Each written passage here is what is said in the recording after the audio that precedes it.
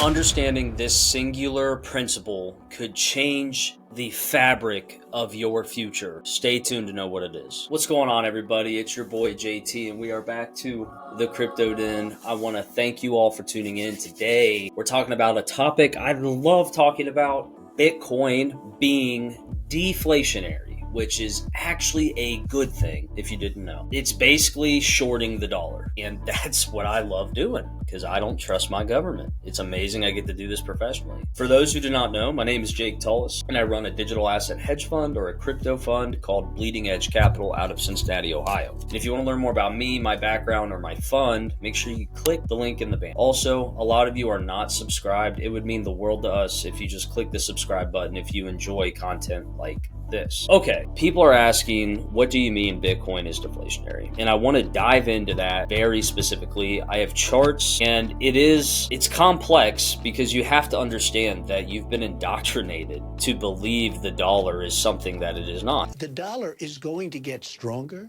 and stronger. And really, all the dollar is an accounting system. It is how we keep track of things, essentially. It's a ledger. The dollar is a ledger. And it goes down in value over time, okay? Because we keep making more of them. That's really important to understand. So, if this was the only lighter in the world, it could be worth a lot of money. Like, imagine if out of 8 billion people, we all had to make fire with this one lighter. We basically had to keep swapping it between one another. This thing could be worth billions for all I know. But since we can make these for a penny and sell them for 25 cents or whatever, they're completely worthless. I mean, you can just lose them and buy more. They're so bountiful, they're so plentiful that they are not valuable at all. And so as you increase the volume, the supply of a specific thing, that specific thing, right? You need more of them to equal the same value. If I wanted one lighter, it could be worth $1 billion, and then now they're worth $1, I would need 1 billion lighters to reach $1 billion in value.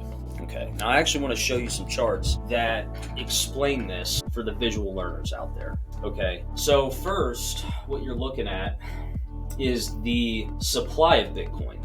Everyone's like, oh, they make more every day, da-da-da-da. But the reality is we actually make less over time. That's the deflation part. This Bitcoin supply is going down and price is going up. To give you another example of how it's deflationary, median home prices priced in Bitcoin. It once cost 340,000 Bitcoin to buy a house. Now it costs 4.4 Bitcoin to buy a house. And in the same time, it went from 226 to 400. So we've almost doubled the amount of dollars that are needed to buy the same property, but the amount of Bitcoin needed has been reduced by 99%. That inverse relationship is also deflationary. And this chart shows you how many more dollars they are making. So since 2011, 9 trillion up to 22 trillion. So it's more than double. And the house prices literally follow the same pattern. If I were to put any other chart, the NASDAQ, the S&P 500, gold, all looks the same. And that's because if there are more dollars in the world, it will take more dollars to buy the same unit of anything denominated in dollars. So what you actually have happening is Bitcoin staying the same value, the dollar is getting weaker beneath it, therefore you need more dollars to buy a Bitcoin. And that is deflation. That is exactly what that is, right?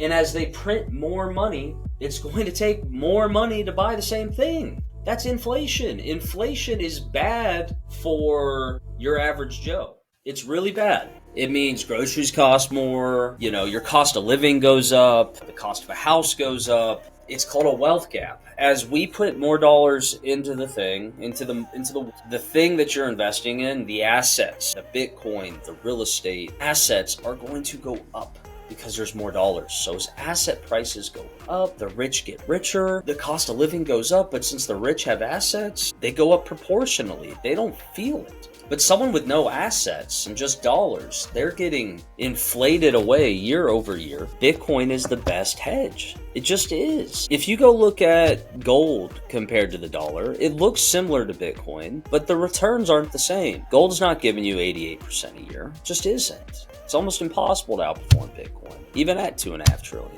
And it's because our government, and every single government, is addicted to hitting the print button when things get hard. Even Trump, he betrayed us with that. I mean, he really did. You can say whatever you want. I am an American first. I don't care about who's in the office in that sense. I only care if it's good for America and good for my investors. Trump is good for our investors. I don't know if he's good for America after the big beautiful bill. I would have had a different opinion if he didn't just add $4 trillion to our deficit. He said he was going to fix the deficit, went from 123 to now 132%. That's increasing the deficit, not fixing it. He ran on fixing it, he's not. So even Trump can't help it. And honestly, if he's printing money, I don't see anyone else that doesn't. I don't. And I don't see any sensibility returning to any government ever. So the best way to hedge against bad policy is to invest in assets. And I don't know of a better asset giving you average returns like Bitcoin. And that's why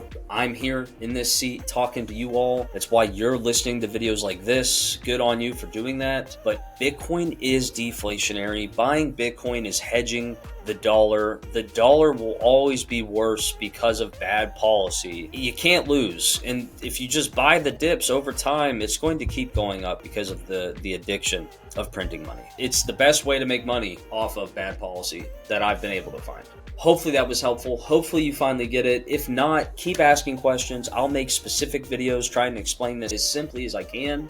I appreciate all of your support, all of the engagement we've been seeing. It's been incredible growth. Very grateful for you guys. Until next time, take care of one another. Alrighty. Peace and love. I'll see you.